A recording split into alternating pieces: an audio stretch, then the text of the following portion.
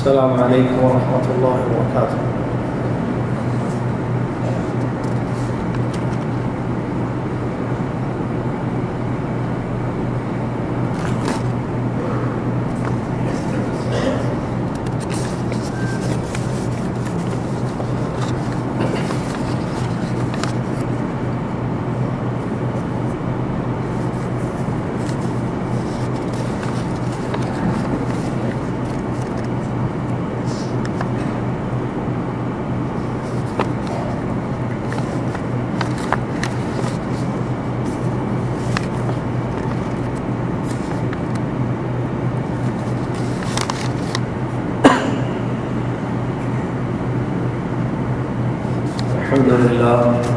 الحمد للہ رب العالمین، والصلاة والسلام علی رسولہ الامین، اما بعد، اعوذ باللہ من الشیطان الرجیم، بسم اللہ الرحمن الرحیم، یا ایہا الذین آمنوا اتقوا اللہ حق تقاتہ ولا تموتن الا وانتم مسلمون، يا أيها الناس اتقوا ربكم الذي خلقكم من نفس واحدة وخلق منها زوجها وبث منهما رجالا كثيرا ونساء واتقوا الله الذي تساءلون به والأرحام إن الله كان عليكم رقيبا، يا أيها الذين آمنوا اتقوا الله وقولوا قولا سديدا يصلح لكم أعمالكم ويغفر لكم ذنوبكم ومن يطع الله ورسوله فقد فاز فوزا عظيما، يقول الله سبحانه وتعالى إن الله يأمر بالعدل والإحسان وإيتاء ذي القربى وينهى عن الفحشاء والمنكر والبغي يعظكم لعلكم تذكرون، وقال جل وعلا لقد أرسلنا رسلنا بالبينات وأنزلنا معهم الكتاب والميزان ليقوم الناس بالقسط وأنزلنا الحديد فيه بأس شديد ومنافع للناس وليعلم الله من ينصره ورسله بالغيب إن الله قوي عزيز، وقال تعالى إن الله يأمركم أن تؤدوا الأمانات إلى أهلها وإذا حكمتم بين الناس أن تحكموا بالعدل،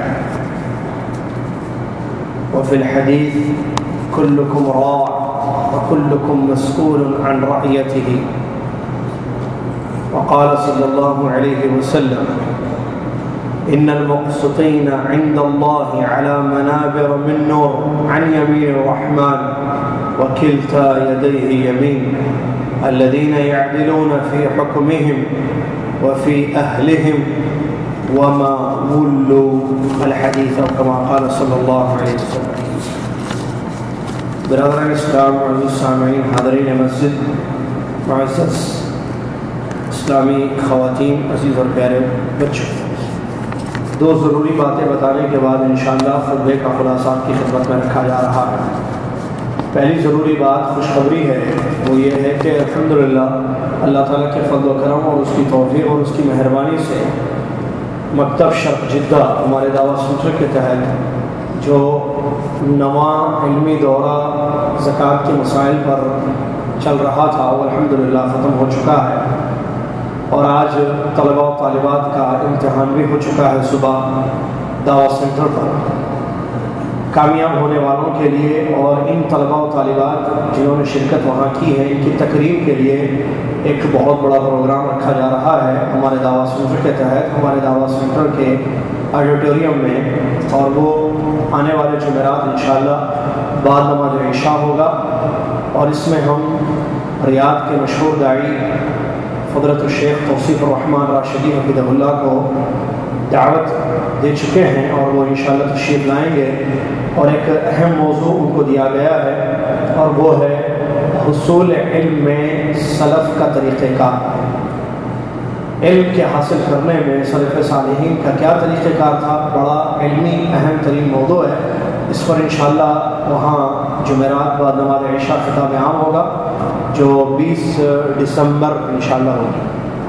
20 دسمبر بعد نماز عشاء ہمارے دعویٰ سنٹر کی 14 پر خطاب عام ہوگا، اور انشاءاللہ خطاب سے پہلے طلباء اور طالبات کی تکریم ہوگی اور ان کو شہادات، سرٹیفکیٹس اور انعام سے محظوظ کیا جائے گا۔ لہٰذا آپ تمام برادران اسلام اور معزز اسلامی خواتین سے گزارش کی جاتی ہے کہ ہمارے اس پروگرام میں شریک ہو کر ہمارے ساتھ تعاون کریں اور طلباء و طالبات کی ہمت افزائی کریں اور اس علمی خطاب سے اپنی معلومات کو بڑھائیں اور فائدہ حاصل کریں۔ امید کہ آپ تمام اور بھی دیگر ساتھیوں کے ساتھ وہاں عشاء کی نماز میں تشریف لائیں گے تاکہ پروگرام میں آپ شریک ہو سکے۔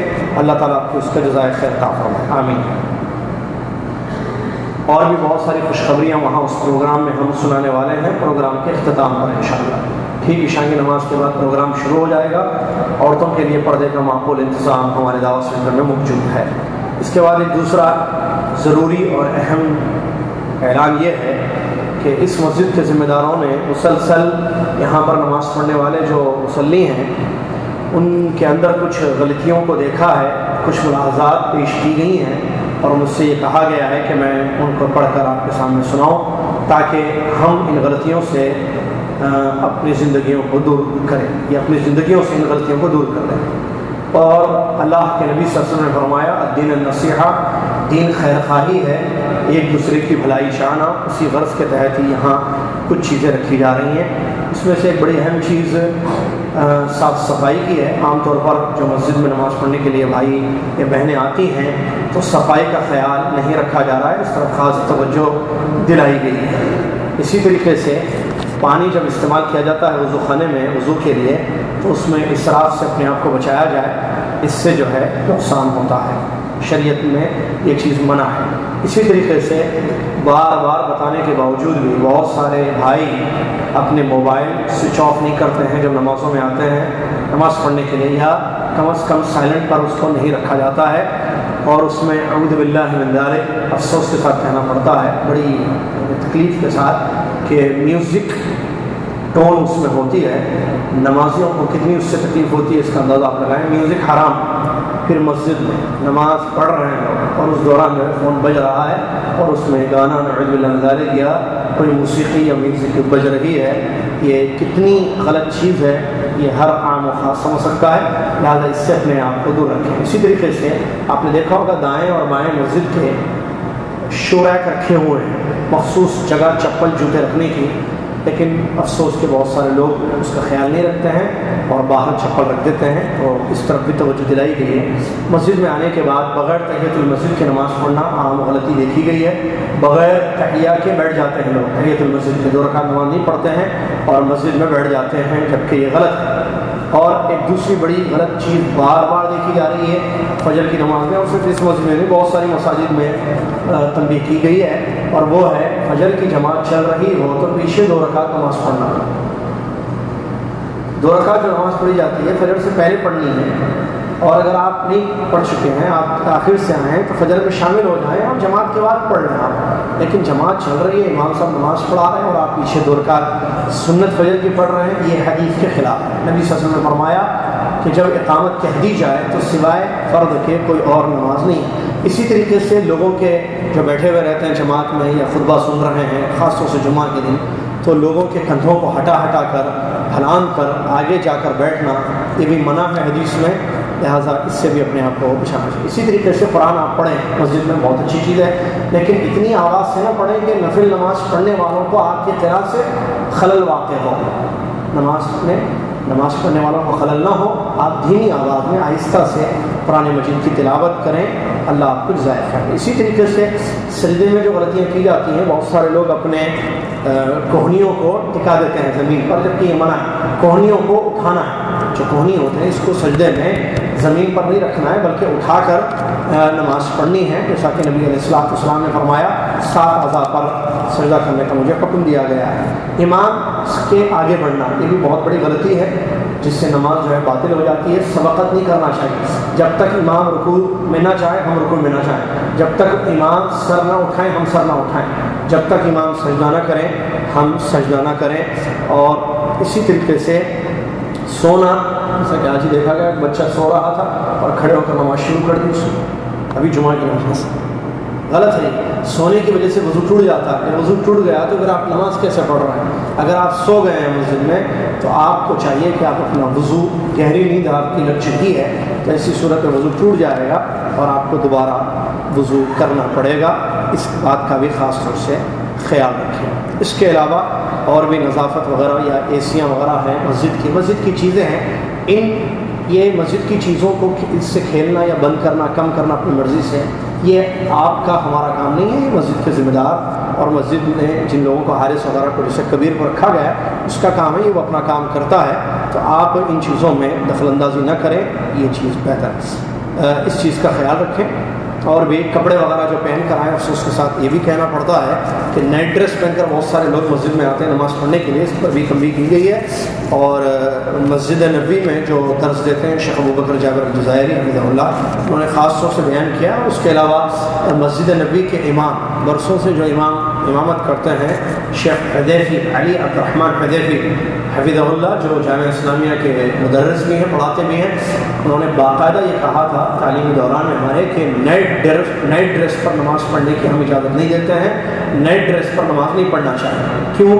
اس لیے کہ آدمی اس میں سوتا ہے اور اس میں کیا چیز نکل جاتی ہے، گندگی وغیرہ، نجاست وغیرہ، بعض دفعہ انسان کو اس کا علم نہیں ہوتا ہے اور وہ سمجھتا ہے کہ کپڑا ایسے ہی دیکھتا ہے، ایک نظر دوڑاتا ہے، کپڑا تو صاف ہے، اور چل کر جو ہے مسجد جا کر یا گھر ہی میں سنت پڑھنی ہو تو وہ نماز پڑھ لیتا ہے۔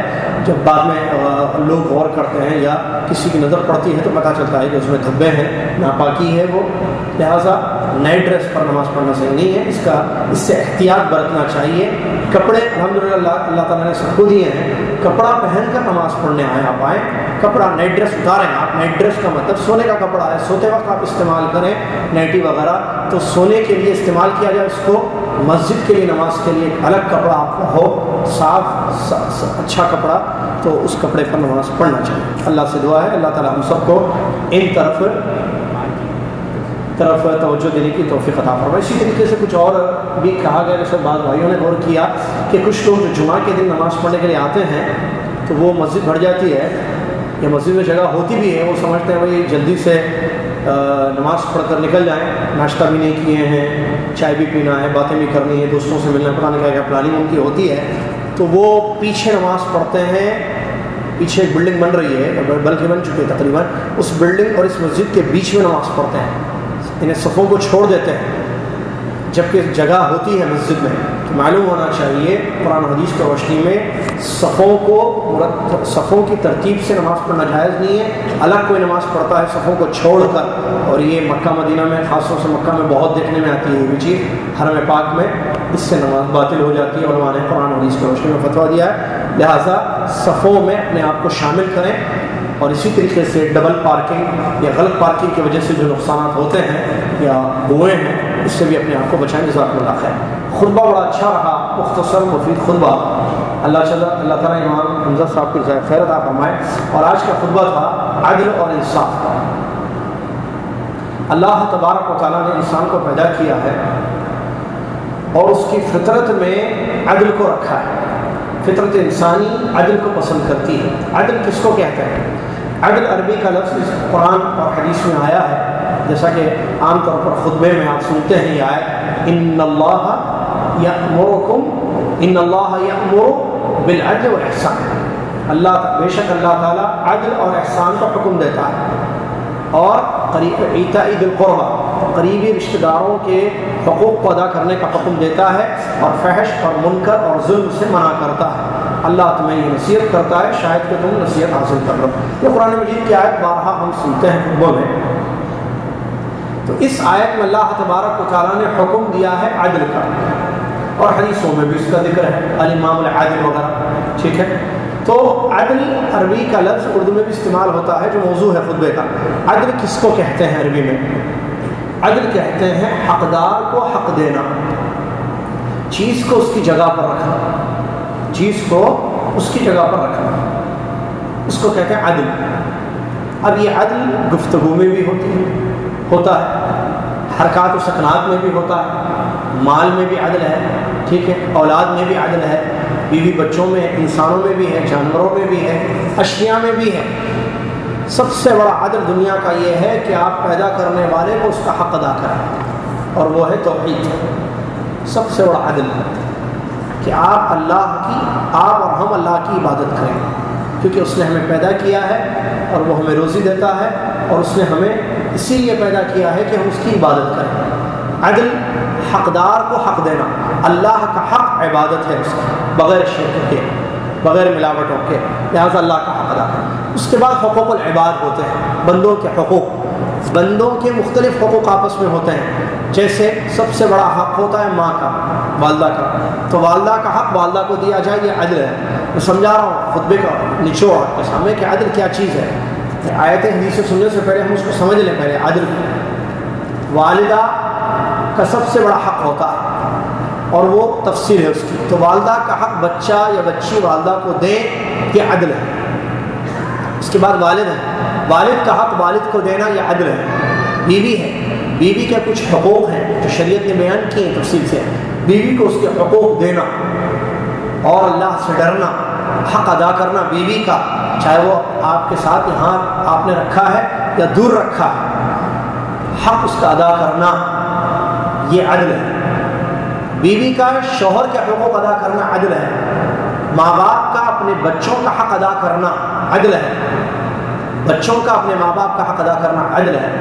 رشتہ داروں کے حقوق اللہ نے قرآن میں اور حدیثوں میں بیان فرمایا، رشتہ داروں کے حقوق ادا کرنا یہ عدل ہے۔ جانوروں کے حقوق انسان پر ہوتے ہیں، پڑوسیوں کے حقوق ہوتے ہیں، وہ ادا کرنا یہ عدل ہے۔ بادشاہ رعایا کے معاملے میں انصاف سے کام لے، عدل کرے، وہ عدل ہے۔ بادشاہ کے کچھ حقوق ہم پر ہوتے ہیں، حاکم کے، بادشاہ کے، ملک کے، کنگ کے، ہم پر کچھ حقوق ہیں، وہ ہم ادا کریں، یہ عدل ہے۔ اور ہمارے حقوق بادشاہ پر ہوتے ہیں، وہ بادشاہ ادا کرے، یہ عدل ہے۔ تو یہ دنیا میں عدل ہے۔ اللہ تبارک و تعالیٰ نے فطرت سلیمہ میں اس چیز کو رکھا۔ ہر عاقل، ہر صحیح قلب رکھنے والا، فطرت رکھنے والا عدل کو پسند کرتا ہے، ٹھیک ہے۔ اور اللہ تبارک و تعالیٰ کا جو دین ہے اسلام، یہ عدل پر مبنی ہے۔ عام طور پر غیر مسلمین میں دعوت کا کام کرنے والے غلطی کرتے ہیں اور ایک غلط چیز بتاتے ہیں کہ اسلام میں مساوات ہے، برابری ہے۔ اسلام میں برابری نہیں ہے، اسلام میں عدل ہے۔ اس پوائنٹ کو ذہن میں رکھیں۔ اسلام مساوات نہیں ہے، مساوات کا لفظ استعمال کیا جاتا ہے، برابر۔ اسلام میں عورت اور مرد برابر برابر ہیں۔ بیٹا پیدا ہو کتنے دینا ہے؟ 2 بکرے عقیقے میں ذبح کرنا ہے۔ لڑکی تو برابری کا ہوں۔ اگر کوئی آپ سے غیر مسلم پوچھے کیا بات کرتے ہیں آپ، اسلام میں مساوات ہے، برابری ہے، مرد عورت سب برابر ہیں، لڑکا لڑکی سب برابر ہیں، عالم جاہل سب برابر ہیں۔ مساوات نہیں ہے اسلام میں، اسلام میں عدل ہے۔ مساوات کا مطلب یہ ہے کہ لڑکا لڑکی سیم، آدمی مرد میں، عورت اور مرد میں کوئی فرق نہیں ہے۔ تو وہ کہتا ہے آپ کیسے پھر آپ کے گھر بچہ پیدا ہوتا ہے تو آپ لڑکا پیدا ہوتا ہو، آپ لڑکے لڑکی میں فرق کرتے ہیں؟ یہ کہاں کا مساوات ہے کہ لڑکا پیدا ہو تو 2 بکرے ذبح کریں، لڑکی پیدا ہو تو 1 بکری، 1 بکرا۔ لڑکی کا پیشاب، بچی کا دودھ پینے والی بچی کا پیشاب اگر کپڑوں پر لگ جائے تو آپ کہتے ہیں کہ اس کو دھونا چاہیے، اور لڑکے کا پیشاب اگر جو دودھ پیتا بچہ ہے، لڑکا بچہ جو کھاتا نہیں ہے دودھ پیتا ہے، تو اس کا چھینٹے، اس کے چھینٹوں سے جو ہے اس کی پاکی ہو جاتی ہے۔ عدل کہاں ہے بھائی؟ آپ کہتے ہیں کہ عورت کا گھر، عورت کو گھر میں رکھنا ہے، گھر میں وہ رہے گی اور شوہر کی خدمت کرے گی، بچوں کی تربیت کرے گی، اور آپ پیسے کمانے جاتے ہیں اور عورت پیسے نہیں کماتی ہے، دونوں ایک ساتھ جائیں پیسے کمانے باہر، یہ ہے مساوات۔ آپ کے پاس کہاں ہے مساوات؟ تو میں یہ کہنا چاہ رہا ہوں مثالیں دے کر، اسلام میں مساوات نہیں ہے، سب برابر ہیں، ایسا نہیں ہے۔ اسلام میں ہر ایک کا ایک مقام ہے، اس کا مقام اس کو دیا جائے، یہ عدل ہے۔ یہ اللہ نے فرمایا۔ قرآن و حدیث میں کہیں مساوات ورڈ پڑھے آپ؟ اسلام میں سب برابر برابر ہیں، یا لفظ عدل ملتا ہے قرآن و حدیث میں؟ کیا ملتا ہے؟ لفظ عدل۔ اور عدل کیا ہے؟ انصاف۔ عدل کا ایک دوسرا انصاف کیا ہے؟ عدل یہ ہے کہ آپ شوہر کو مرد کی جگہ رکھیں، عورت کو عورت کی جگہ رکھیں، لڑکے کو لڑکے کے حقوق دیں، لڑکی کو لڑکی کے حقوق دیں۔ یہ ہے عدل۔ اسلام واحد مذہب ہے دنیا کا جو عدل کی تعلیم دیتا ہے، اور جس میں عدل ہے پورا اسلام پڑھ لو، عدل ہے، عدل ہے، انصاف۔ بادشاہ کو اس کے حقوق دیے گئے، مرد کو اس کی ذمہ داریاں سونپی گئی اس کی جسامت کے حساب سے، اس کو جس طریقے سے پیدا کیا گیا ہے، جو چیز دی گئی ہے، اس کا جو مزاج بنایا گیا ہے، اس حساب سے اس پر ذمہ داری دی گئی ہے، عدل ہے اسلام میں۔ عورت کو جیسے پیدا کیا گیا ہے، جو اس کی جسم ہے، ساخت ہے، مزاج ہے، جو اس کی فطرت ہے، اس کے حساب سے اس کو ذمہ داریاں دی گئی ہیں، یہ عدل ہے اسلام، تو دنیا میں کسی مذہب میں نہیں۔ ماں باپ کے حقوق بتائے گئے ہیں اس لیے کہ انہوں نے آپ پر احسان کیا ہے، تو اس میں عدل ہے۔ تو اللہ تبارک و تعالیٰ نے عدل کا حکم دیا ہے، عدل کا، حقدار کو اس کا حق دیا جائے۔ بات کرو تو عدل اور انصاف پر مبنی بات کرو، کام کرو تو عدل اور انصاف پر کام کرو، حقوق ادا کرو تو اس میں عدل کا خیال رکھو۔ یہ نہیں کہ لڑکے کو زیادہ لڑکی کو کم، لڑکی کو جو ہے دیکھیے عدل کہاں ہے۔ افسوس کے ساتھ کہنا پڑتا ہے، چھوٹی سی مثال، عام طور پر ہمارے یہاں شادیاں ہوتی ہیں تو شادی میں جو ہے جہیز دیا جاتا ہے لڑکی کو، خوب جو اسلام کا حکم نہیں ہے کہ جہیز دینا، جہیز دیتے ہیں وراثت سے محروم کر دیتے ہیں لڑکی کو، کہاں ہے عدل؟ کہتے ہیں نہیں، ہم نے جو یہ برابری وغیرہ سوچ کر کہ ہم نے جو ہے تمہاری بیٹی تمہاری شادی میں بڑا خرچ کیا ہے، لہٰذا اب تمہاری شادی ہو چکی ہے، تمہارا شوہر ماشاءاللہ بہت کماتا ہے، لہٰذا اب ابا کے پیسے میں تمہیں کچھ نہیں ملے گا کیونکہ تمہارے پاس بہت ہے، شوہر بہت کماتا ہے، اور ہم نے تمہاری شادی میں 10 لاکھ روپیہ خرچہ کر دیا ہے۔ اللہ رب العالمین نے قرآن میں بیٹی کا حق رکھا ہے، للذکر مثل حظ الانثیین، 2 لڑکوں کے برابر ایک لڑکی کا حق ہے، 2 لڑکیوں کے برابر ایک لڑکے کا حق ہے، لڑکی کا حق ہے، بنت کا حق ہے، بیٹی کا حصہ موجود ہے شریعت اسلامیہ میں، اگر وہ ایک ہے تو آدھا حصہ لیتی ہے، زیادہ ہے تو ثلثین میں جو ہے اس کو تقسیم کیا جاتا ہے۔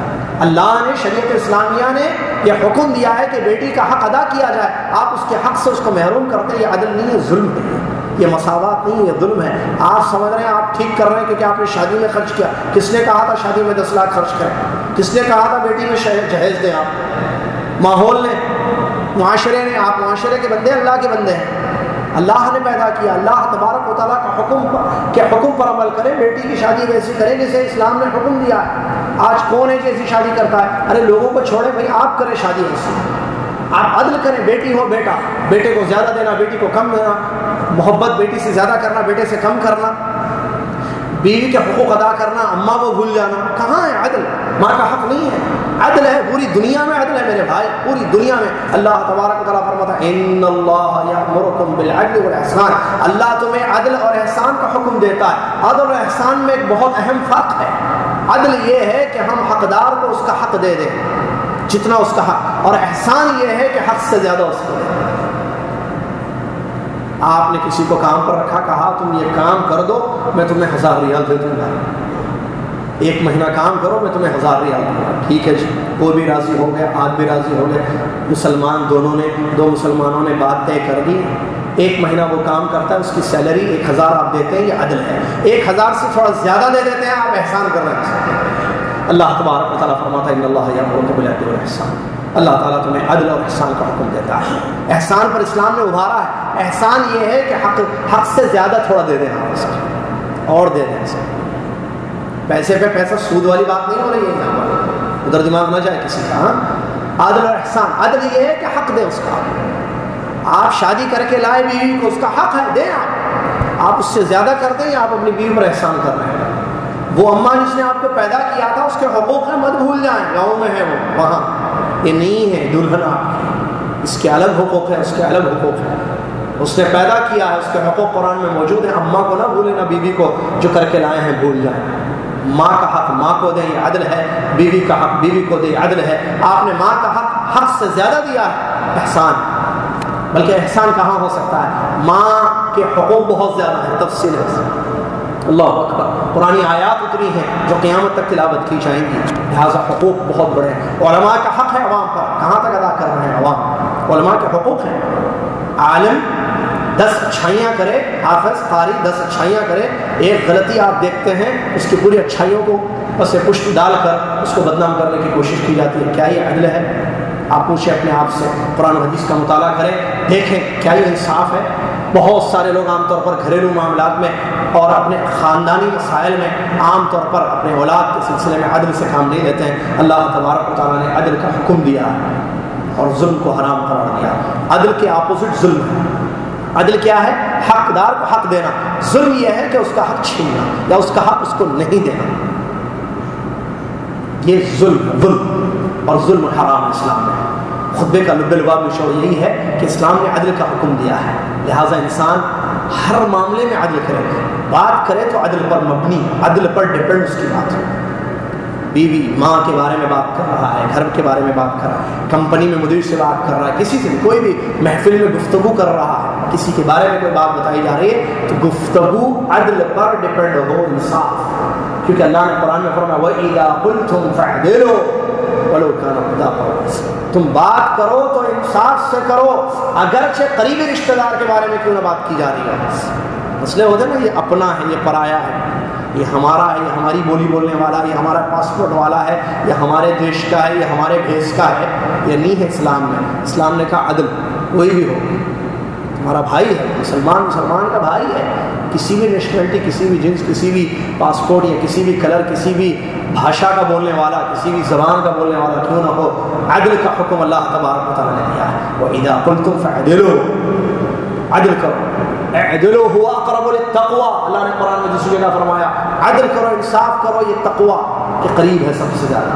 جس کے دل میں اللہ کا ڈر ہوتا ہے وہ عدل پر مبنی زندگی گزارتا ہے، اس کی زندگی پوری عدل والی ہوتی ہے۔ اللہ تبارک و تعالیٰ نے نبیوں کو بھیجا ہے، کتاب و سنت کو اتارا ہے دنیا میں تاکہ لوگوں پوری دنیا عدل پر قائم رہے۔ دیکھیے کیسی بڑی آیت ہے جو عدل کو بتاتی ہے، انصاف کو۔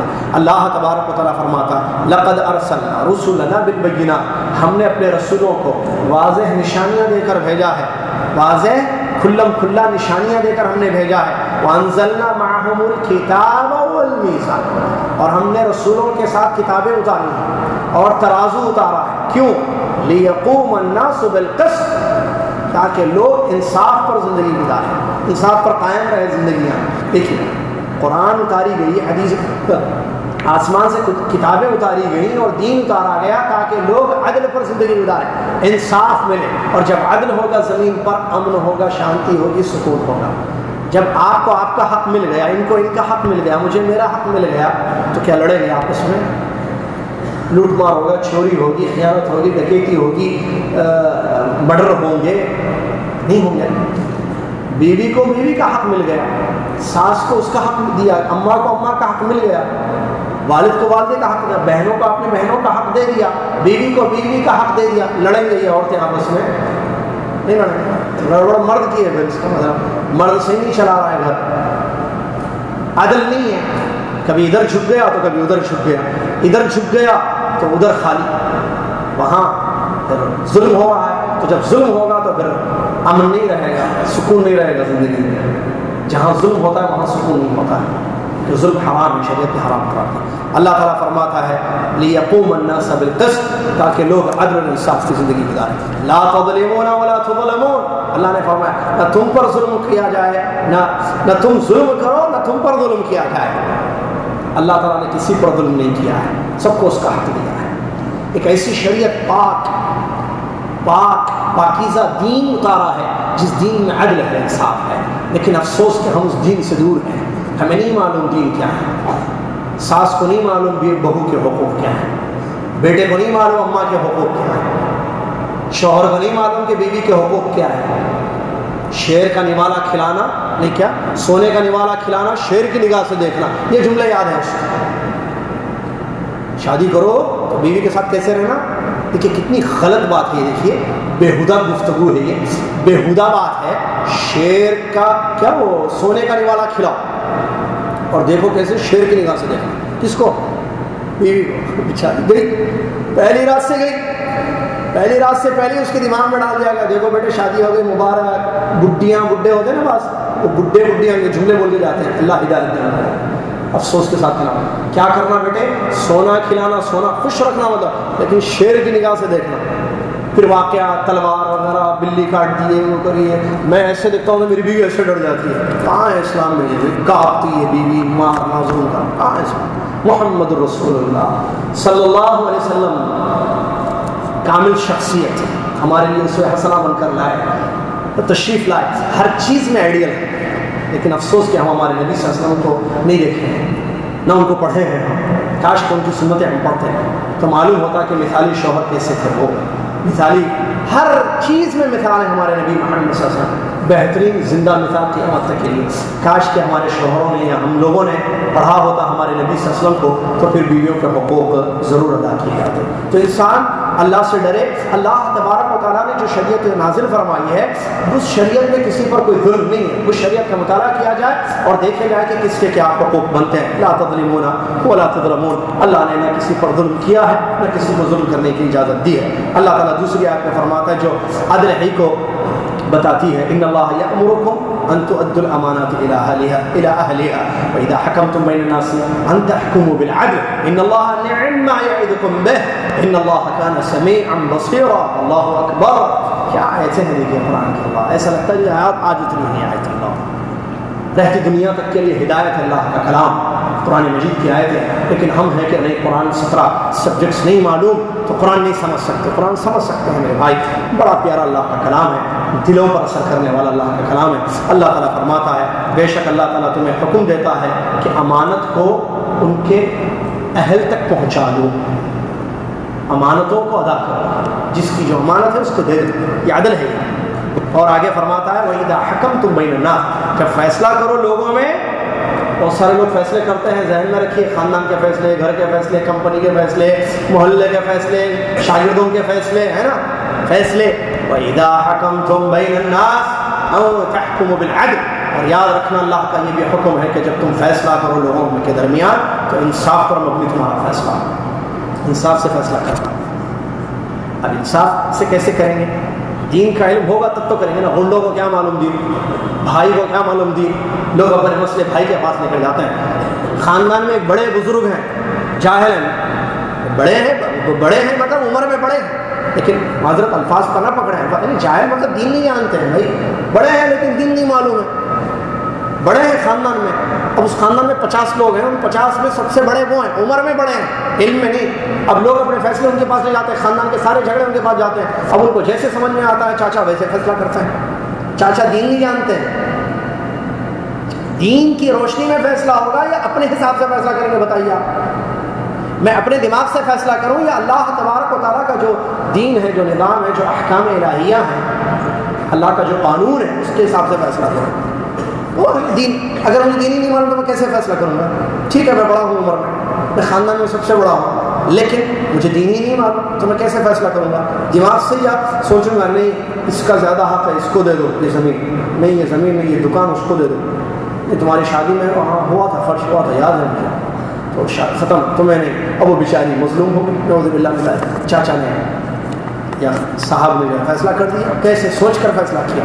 سوچ کر فیصلے نہیں کیے جاتے ہیں. کتاب و سنت کی روشنی میں فیصلے ہونے چاہیے اور کتاب و سنت جس کو معلوم ہے وہی آگے بڑھے اور کہے کہ ٹھیک ہے میں فیصلہ کرتا ہوں. تو ایسی صورت میں پھر فیصلے صحیح ہوں گے. اللہ تعالیٰ فرماتا ہے ان اللہ نعم ما یعظکم بہ.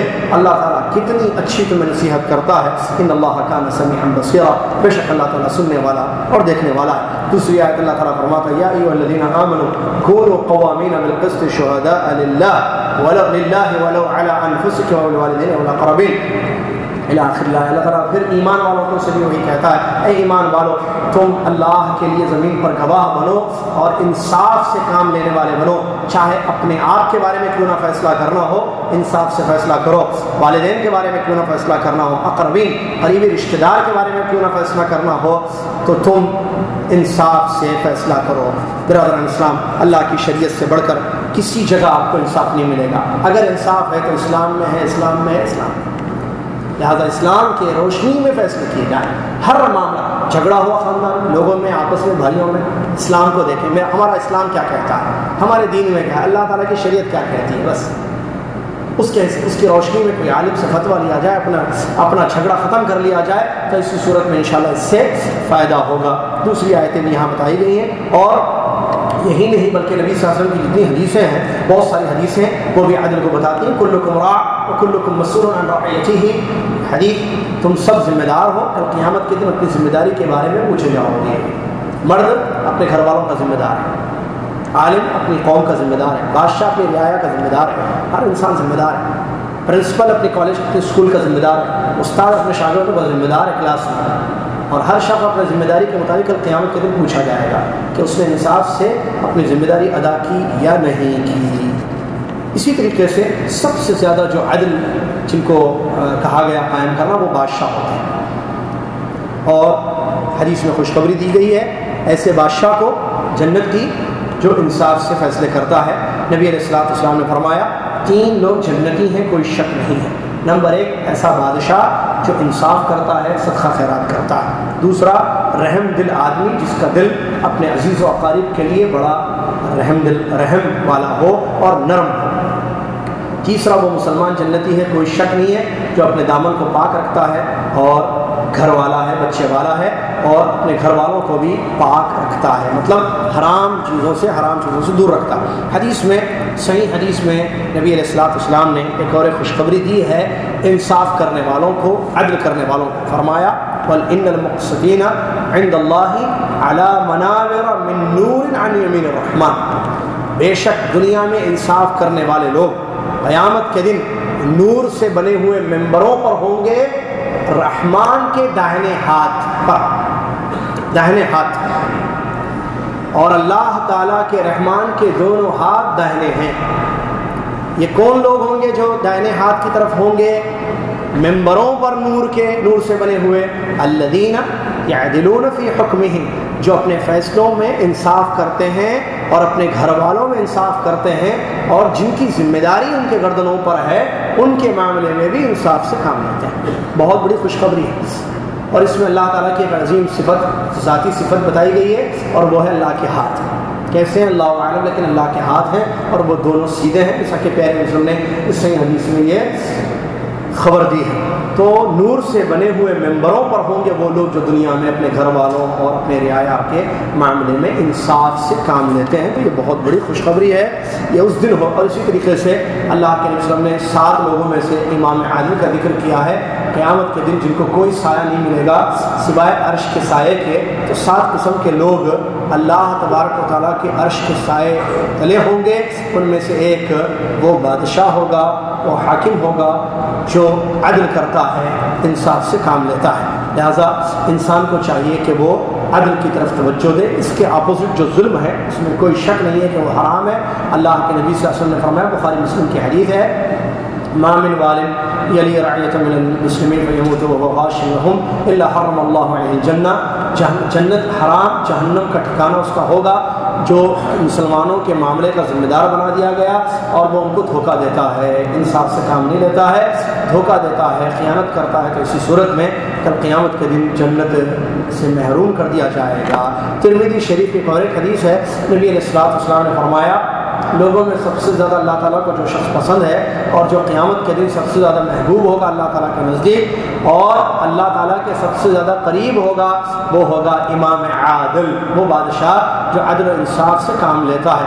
اور سب سے بدترین انسان اللہ تعالیٰ کے نزدیک اور سب سے دور اللہ سے وہ ہوگا جو ظالم بادشاہ ہوگا، لوگوں پر ظلم کرنے والا ہوگا.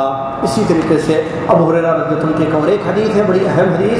نبی علیہ السلام نے فرمایا ما من امیر عشرۃ الا یؤتى به یوم القیامہ مغلولا لا يفكه الا العدل او يوبقه الجور او یبغض. کوئی بھی انسان دنیا میں اگر وہ انصاف کرتا ہے یا ظلم کرتا ہے، کل قیامت کے دن اللہ کے سامنے بندھا ہوا لایا جائے گا، جکڑا ہوا. اگر وہ دنیا میں انصاف کرتا ہے تو انصاف اس کی زنجیروں کو کھول دے گا، اگر وہ ظلم کرتا تو پھر وہ زنجیریں اس کی نہیں کھلیں گی، ویسے اس کو جہنم میں پھینک دیا جائے گا. اسی طریقے سے ظلم اور فساد یہ ایسی چیز ہے ظلم کہ جس سے زمین میں بگاڑ پیدا ہوتا ہے. اور زمین میں جتنا نقصان آج تک ہوا ہے، اس زمین پر سرزمین پر جتنا نقصان ہوا ہے، سب سے زیادہ اس کی اہم وجہ رہی ہے ظلم. تو ظلم کی جیسے ظلم میں سب سے بڑا ظلم شرک بھی ہے، تو شرک کی وجہ سے امن خراب ہو جاتا ہے. لوگوں پر ظلم کریں گے تو پھر زمین میں فتنہ فساد، خون ریزی اور بھی مختلف قسم کے جرائم دنیا میں پیدا ہوتے ہیں. برکتیں ختم ہو جاتی ہیں، آسمان سے بارشیں بند ہو جاتی ہیں، اور ملک کا ملک تباہ اور برباد ہو جاتا ہے ظلم کی وجہ سے. اس کے اپوزٹ اگر انسان اللہ سے ڈرے اور بادشاہ اللہ سے ڈرے، لوگ اللہ سے ڈریں، عدل سے کام لیں، تو پھر اللہ تعالیٰ کی رحمتیں ہوتی ہیں، زمین میں سکون ہوتا ہے، لوگ چین کی نیند سوتے ہیں. لہٰذا انسان جو ہے اپنے آپ کو ظلم سے دور رکھے اور عدل کی زندگی گزارے، عدل کی زندگی گزارے. ظالم ظلم کرنے والا یہ نہ سمجھے کہ میں تو اپنی طاقت کو استعمال کر رہا ہوں، اگر یہ ظلم غلط ہوتا تو اب تک مجھ پر اللہ کا عذاب آ جاتا، ایسا نہ سمجھے. بلکہ ایک حدیث میں سخت وعید آئی ہے.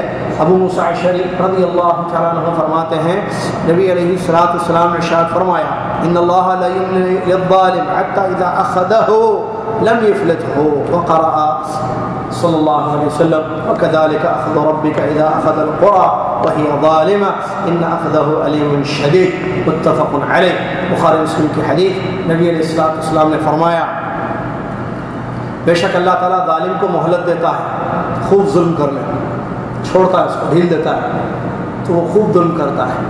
باپ بچوں پر ظلم کرتا ہے، آدمی بیوی پر ظلم کرتا ہے، ماں باپ پر ظلم، رشتہ داروں پر ظلم، بادشاہ اپنی رعایا پر ظلم کرتا ہے، یہاں تک کہ جب اللہ کی پکڑ آتی ہے تو پھر وہ بچ نہیں سکتا ہے. خوب مہلت دی جاتی ہے، چھوڑ دیا جاتا ہے، ڈھیل دی جاتی ہے ظلم کی.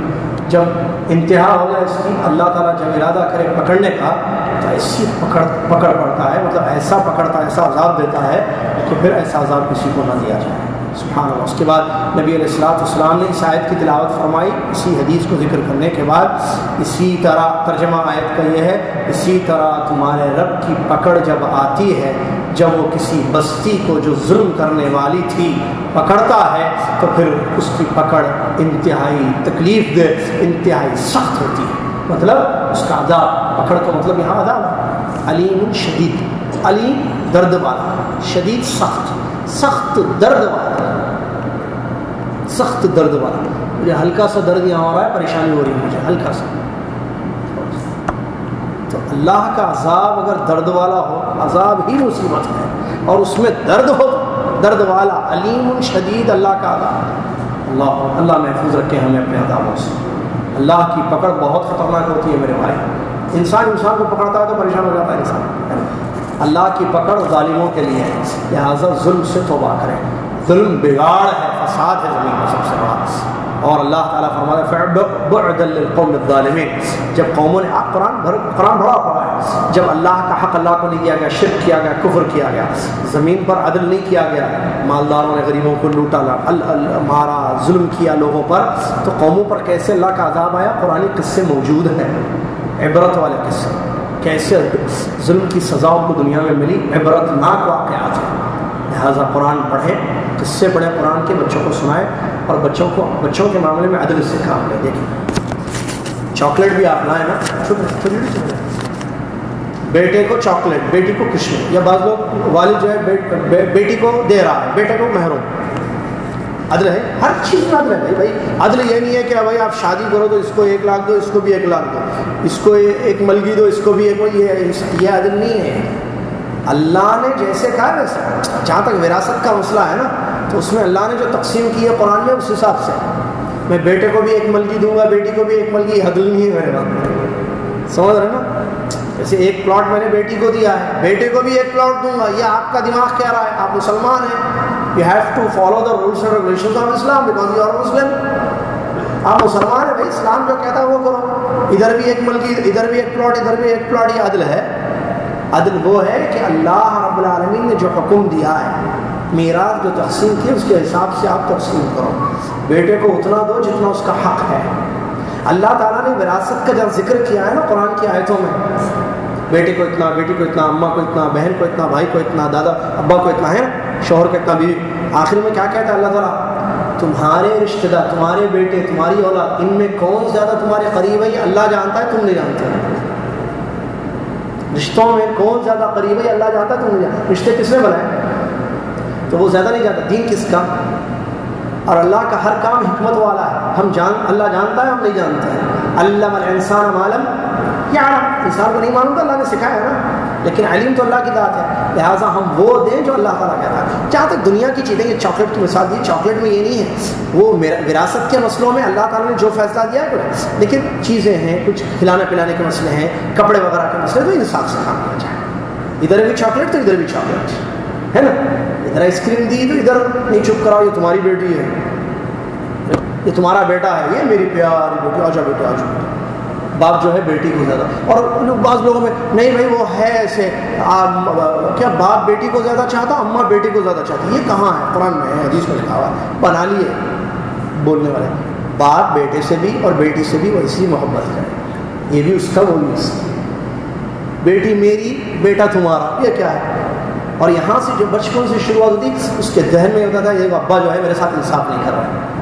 انصاف نہیں ہے نا یہ کہ ایک کو دیں، ایک کو خوش کریں، دوسرے کو رلائیں۔ آپ انصاف سے بچوں کے معاملے میں بھی انصاف کریں، اور خاص طور سے بچوں کے معاملے میں، ٹھیک ہے؟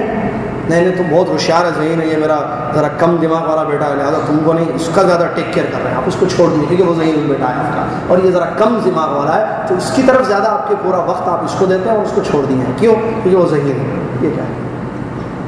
یاد نہیں ہے، اس کا بھی حق ہے، وہ بھی آپ کا خون ہے، آپ کا بیٹا۔ اللہ سے دعا ہے کہ اللہ تعالیٰ ہمیں ڈرنے کی توفیق عطا فرمائے، اللہ تعالیٰ ہمیں دین کو پڑھنے کی توفیق عطا فرمائے، اللہ تعالیٰ عدل کو سمجھنے کی توفیق عطا فرمائے، عدل پر مبنی ہمارے سارے احکام ہو، عدل پر مبنی ہمارے اقوال و افعال ہو، اللہ تعالیٰ عدل و انصاف کرنے کی توفیق عطا فرمائے، اللہ تعالیٰ ظلم اور زیادتی اور بربریت اور جبر سے ہماری زندگیوں کو تشدد سے محفوظ رکھے، اللہ تعالیٰ مسلمانوں عالم کی حفاظت فرمائے۔ مصر کے مسلمانوں کے سلسلے میں بھی دعا کی گئی ہے اور خاص طور سے بتایا گیا ہے، خبروں جیسا کہ آ رہی ہیں وہاں کے بارے میں کہ کچھ لوگ اللہ کے دین، اللہ کے قوانین کو پسند نہیں کرتے ہیں، دنیاوی قوانین ان کو چاہیے، تو وہاں وہ ہو رہا ہے، جھگڑے وغیرہ مسئلے مسائل ہو رہے ہیں، تو دعائیں کی گئی ہیں خطبے میں۔ ہماری بھی دعا ہے کہ اللہ تعالیٰ مصر کے حالات کو بہتر بنا دے، اللہ تعالیٰ جو تو بہتر سمجھتا ہے وہاں پر وہ فرما دے، اللہ تعالیٰ جو حق پر ہیں ان کی تو مدد فرما، جو باطل پر ہیں ان سے حق والوں کو محفوظ رکھ، آمین۔ اللہ تعالیٰ دنیا میں جہاں کہیں جس ملک میں ہمارے بھائی بہنیں پریشان حال ہیں، اللہ تعالیٰ ان کی پریشانی کو دور فرما دے، اللہ تعالیٰ ہماری مصیبتوں کو دور فرما دے، علم و عمل کی توفیق عطا فرمائے، علم نافع عمل صالح کی توفیق عطا فرمائے، آمین۔ وآخر دعوانا الحمدللہ رب العالمین۔ آئندہ جمعرات پروگرام ذہن میں رکھیں، بڑا پروگرام عشاء کی نماز کے فوراً بعد، اپنی خواتین کے ساتھ ضرور تشریف لائیں، اور آج مغرب کی نماز کے بعد انشاءاللہ ہمارا قرآن مجید کا مختصر درس ہوگا۔ جزاکم اللہ خیر۔ کفارۃ مجلس پڑھ لیں۔